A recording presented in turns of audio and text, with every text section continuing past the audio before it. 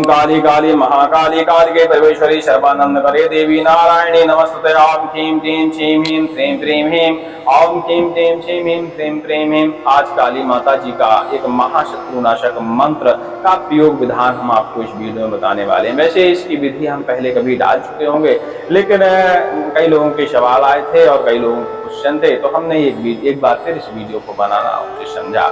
इस बार हम बहुत सी आसान विधि, थोड़ा सा परिवर्तित है, लेकिन इस विधि को कई लोगों ने प्रयोग किया है और उनको सफलता मिली है, इसलिए हमारा मन हुआ कि हम आपको भी बता दें।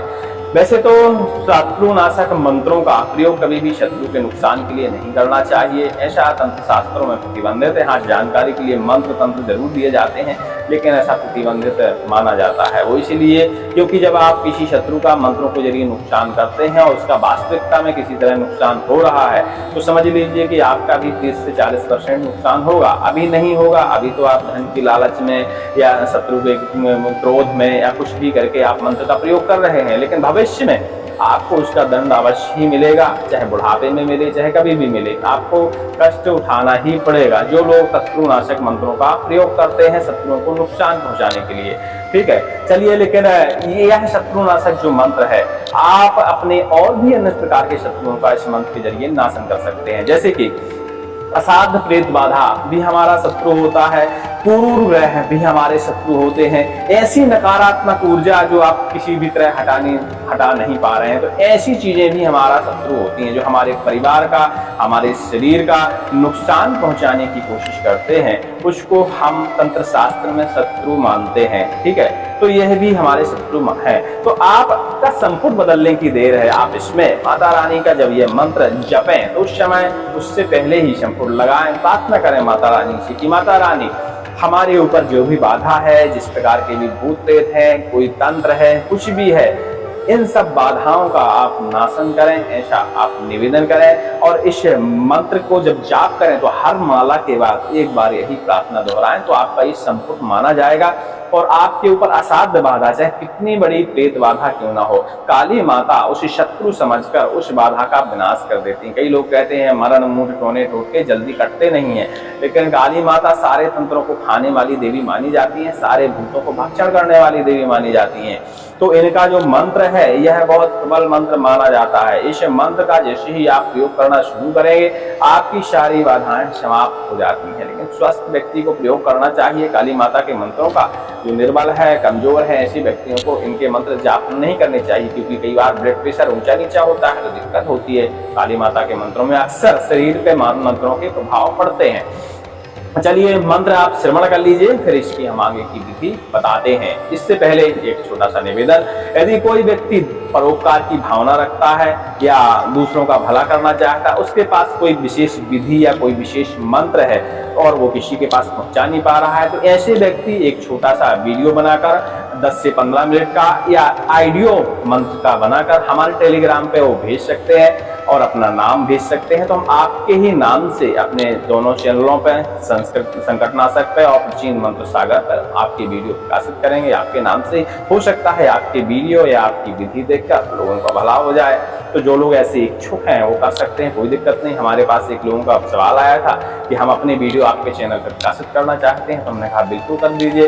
यदि आपके वीडियो के जरिए किसी का परोपकार हो, किसी का भला हो, तो हम आपके ही नाम से, निश्चिंत रहिए, उसमें हम कोई परिवर्तन नहीं करेंगे और आपके ही नाम से प्रकाशित कर देंगे, कोई दिक्कत नहीं है। यदि कोई है ऐसा इच्छुक तो टेलीग्राम पे तो संपर्क कर सकता है और अपने वीडियो भेज सकता है या अपनी विधि भेज सकता है, कोई उपाय टोने टोटके भी भेज सकता है, कोई दिक्कत नहीं। जिससे परोपकार होता हो ऐसी चीज, नुकसान वाली कोई चीज ना भेजें, ऐसा निवेदन है।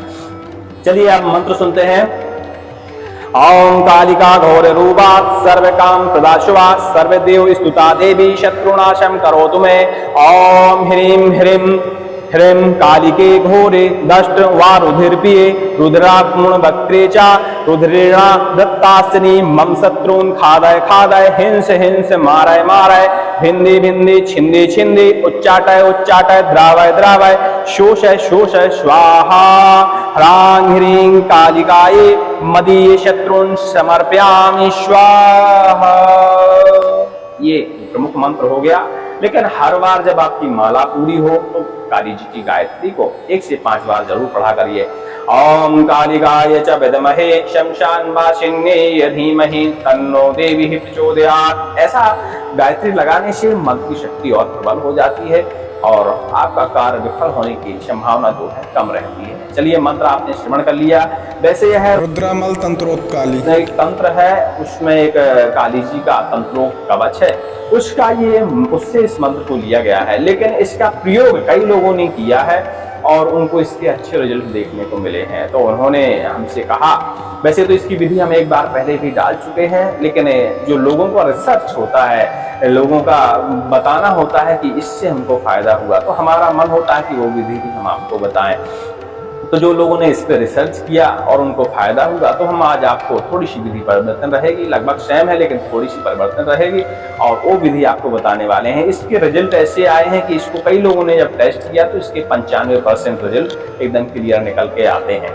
इसमें शत्रु की बुद्धि तो स्तंभित होती ही है, साथ में हमारे पास जो शत्रु हैं, ग्रह शत्रु, भूत प्रेत शत्रु या किसी प्रकार की माया विद्या तंत्र संबंधित शत्रु जो होते हैं, उनका आप इस मंत्र के जरिए नाशन कर सकते हैं। बस शत्रु के ऊपर प्रयोग ना करिएगा, ऐसा विशेष निवेदन है हमारा, क्योंकि यह मंत्र कार्य करता है। आप ये न सोचिएगा कि किताब का लिखा हुआ कहीं का मंत्र है तो आप अनावश्यक ही इसका ऐसा प्रयोग ना करें, क्योंकि यह मंत्र कार्य करता है। तो इस बात का ध्यान देते हुए और ये भी सोचिएगा कि यदि शत्रु के ऊपर आप विद्या चलाएंगे उसका नुकसान होगा, 40% आपको नुकसान होगा।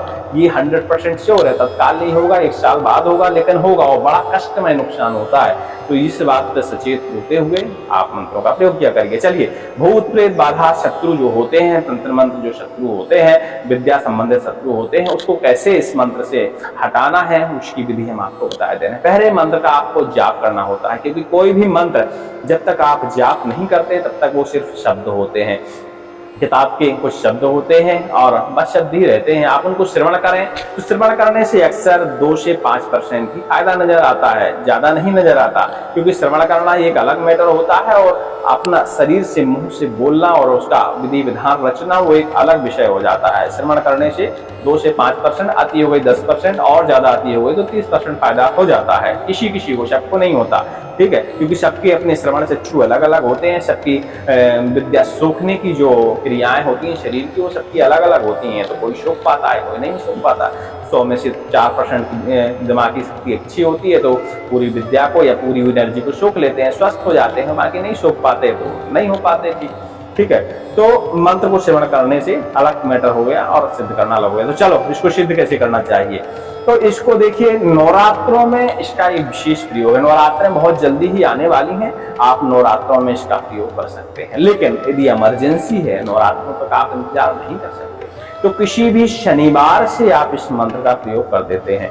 इसको 3 दिन जप करने का विधान है, 3 दिन मात्र, और 3 दिन में आपका कार्य संपन्न हो जाता है। लेकिन हमने बताया स्वस्थ व्यक्ति को करना चाहिए, दुर्बल व्यक्ति है तो बिल्कुल ना करें, और अकेले में तो कतई ना करें, और किसी सलाहकार को सामने जरूर बैठाएं। ऐसा ना हो कि आप अकेले में करने लगें और क्षतिग्रस्त हो जाएं। तो किसी जानकार को अपने पास जरूर बैठाएं, तभी इस मंत्र का आप सिद्धीकरण जापन करें। हाँ, आपकी कोई कामना नहीं है तो आप निसंकोच कर सकते हैं, शरीर पे कोई दुष्प्रभाव नहीं मरेगा, कोई कामना नहीं है, सिर्फ आप जाप करना चाहते हैं किसी अच्छाई के लिए, कोई दिक्कत नहीं, उसमें दिक्कत नहीं होती। लेकिन आप किसी विशेष कामना को लेकर किसी मंत्र की सिद्धि करते हैं तो उसमें हमेशा यदि वो मंत्र सिद्ध होता है तो कुछ ना कुछ क्षतिग्रस्त होता ही होता है। ठीक है, तो और इस बात का आपको ध्यान रखिए। तो किसी भी शनिवार से आप 3 दिन इसकी जाप करिए। कितना जाप करिए? प्रतिदिन आपको इसकी 11 माला जाप करनी है, प्रतिदिन जाप करनी है, 3 दिन लगातार। और नवरात्रों में यदि करते हैं तो हम नवरात्रों में बता दें, किसी भी तंत्र का आप प्रयोग करेंगे विफल होने के चांस 0 रहते हैं। नवरात्रों में काली माता के जो मंत्र तंत्र हैं सिद्ध हो ही जाते हैं, ऐसा शास्त्रों में भी लिखा है और प्रायोगिक परीक्षण भी बताते हैं। ठीक है, तो इसका शनिवार से 21 माला आप डेली जाप करिए। और जब तीसरा दिन जब आपका हो तो इसका आप दशांश हवन करिए। ठीक है, ये दशांश आपका हवन कंप्लीट हो गया, ये आपका जाप संपन्न हो गया, जाप का हवन कंप्लीट हो गया। अब आती है प्रयोग की विधि। तो जाप तो आपको पता ही है, माता जी को बढ़िया सामने तस्वीर रखिए, उनको वस्त्र अर्पण करिए, प्रसाद अर्पण करिए। ठीक है, माता जी का एक खप्पर जरूर बनाइए। खप्पर बनाने का वीडियो हमारा नीचे पड़ा हुआ, कहीं देख लीजिएगा, ठीक है। खप्पर बनाइए, इसका जो हवन करिए वो खप्पर के अंदर ही करिए और खप्पर में पलाश और नीम की लकड़ी डालिए, ठीक है, और बाकी चीजों की जरूरत नहीं है। और शुद्ध घी से थोड़ी सी हवन सामग्री मिलाकर बढ़िया इसका दशांश हवन करिए। तो जब आपका जाप का हवन संपूर्ण हो जाएगा तो उसके जस्ट बाद ही आप प्रायोगिक हवन करेंगे, क्योंकि जाप करना हवन करना एक अलग विषय हो जाता है। उस मंत्र को आप प्रयोग करना है, क्योंकि उसमें आपने शक्ति डाल दी मंत्र में, अब उसका वो आपको प्रयोग करना है। तो प्रयोग करने का विधान हम आपको बता देते हैं। तो प्रयोग करने का विधान सीधा है। सर्वप्रथम अपनी आपको समस्याएं याद करनी है कि हमारा शत्रु है कौन कौन, जिंदा शत्रु छोड़ के, क्योंकि जिंदा शत्रु पे ये मंत्र प्रयोग हमारी तरफ से वर्जित है, ठीक है। किसी को नुकसान पहुंचाने है तो किसी भी मंत्र का कभी भी प्रयोग नहीं करना चाहिए, ठीक है। तो आपके पास जैसे कोई असाध्य बाधा है, किसी ने तंत्र करा रखा है, कोई विशेष भूत है, कोई विशेष समस्या है जो आप बार बार प्रयास करने के बाद आपकी हट नहीं रही है, तो सिर्फ उसी का आप स्मरण करिए, ये हमारी समस्या है माता जी और इसका आप नाश कर दीजिए। हमारा शत्रु है और हमको लगातार नुकसान पहुंचाने की कोशिश कर रहा है। तो आप उस शत्रु का स्मरण करते हुए जो भी मंत्र आपने ये जपा है, इसी मंत्र के आपको 3 माला हवन करनी है खप्पर में, सिर्फ शुद्ध घी से। और हर माला के बाद आपको ये शब्द दोहराने हैं, अपनी प्रार्थना माता जी के सामने रखनी है, ठीक है। इतना करने में कम से कम 4 घंटे 5 घंटे का समय लग सकता है, तो पूरा समय का ध्यान देते हुए ही प्रयोग करिएगा, ठीक है। क्योंकि बीच में लघु शंखा नहीं लगनी चाहिए, इसीलिए व्रत रहिएगा।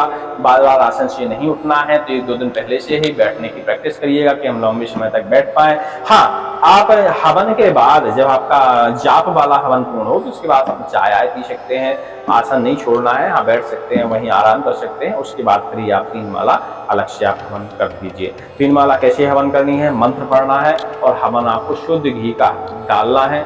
थोड़ी सी हवन सामग्री आप चाहें तो मिला सकते हैं। लेकिन यदि आपको बाधा का नाशन करना है तो जब आपकी 108 की माला होती है, तो जब लास्ट वाला हवन हो 108 में, जैसे आप माला करके ही हवन करेंगे तो लास्ट में जो गुड़िया होता है, लास्ट वाला गुड़िया वो सिंगल 108 पहले डाल दीजिए, लास्ट वाला गुड़िया होता है उसके साथ घी के साथ काली गुंजा मिला के डाल दीजिए खप्पर में। काली गुंजा बाजार में आसानी से मिल जाती है, पूजा पाठ में उसका डाल दीजिए। वो गुंजा जैसी डालें वैसे ही अपनी प्रार्थना सामने माता जी की रख दीजिए। वैसे तो 1 माला में ही आपकी बाधा हट जाएगी, लेकिन जब नियम होता है 3 माला का तो आप पूरा कर दिया करिए, ठीक है। और जैसे ही आप उसमें गुंजा डालेंगे आपकी सारी बाधाएं, सारे तंत्र, सारे भूत प्रेत नष्ट हो जाते हैं। कोई कितना बड़ा शत्रु क्यों ना हो, कितनी बड़ी बाधा चलाता हो, माता जी सारे तंत्रों को खा जाती हैं। आप प्रयोग करके जब देखेंगे तो आपको पता चलेगा। मतलब ये परीक्षण किया हुआ मंत्र है, तो संकोच आप कर सकते हैं, लेकिन करेगा कोई स्वस्थ व्यक्ति और अकेले में कतई नहीं करेगा। या तो चाहे किसी ब्राह्मण को बिठा लेगा जो पंचोपचार से पूजा वगैरह करवा सकते हो, या कोई जानने वाले हो मंत्र तंत्र, ऐसे लोगों को सामने बिठाएं, पास में बिठाएं, फिर ये प्रायोगिक मंत्र प्रयोग करें, ठीक है। आपने जैसे 3 माला हवन कर दी, 3 माला हवन करते ही आपकी सारी समस्याएं खत्म हो जाती हैं। हाँ, अब जैसे ही आप ये जो प्रार्थना है, इस प्रार्थना में परिवर्तित करके आप किसी भी अपनी समस्या या किसी भी प्रकार का शत्रु का आप शमन कर सकते हैं, चाहे भूत प्रेत शत्रु हो, ग्रह शत्रु हो, नकारात्मक ऊर्जा का शत्रु हो। जैसी आप प्रार्थना करेंगे उसी तरह यह मंत्र कार्य करेगा। मंत्र हम आपको बता दें, मंत्र में कहीं अशुद्धि लगे तो काली कवच है, काली कवच का एक मंत्र है, एक तंत्र पुस्तक है, उसके अंदर तंत्रोक्त काली कवच है, उससे इस मंत्र को लिया गया है, ठीक है। तो कहीं आपको ज्यादा भटकने की जरूरत नहीं पड़ेगी, खोजने के लिए आपको आसानी से यह मंत्र मिल जाएगा, ठीक है। और वैसे भी डिस्क्रिप्शन में हम लिख देंगे तो भी दिक्कत नहीं होगी। और इसका कई लोग परीक्षण किया, हाँ मेहनत का कार्य है, समय ज्यादा लगता है, और इसीलिए कह रहे हैं कि स्वस्थ व्यक्ति ही इस मंत्र का प्रयोग करें। और अधिक जानकारी के लिए टेलीग्राम में आप हमसे संपर्क कर सकते हैं। और वीडियो या आइडियो के बारे में जो हमने कहा उसके बारे में कोई विचार करना चाहता है तो कर सकता है, कोई दिक्कत नहीं है। सभी को जय श्री राम, जय हनुमान जी की, जय कालिका माता की।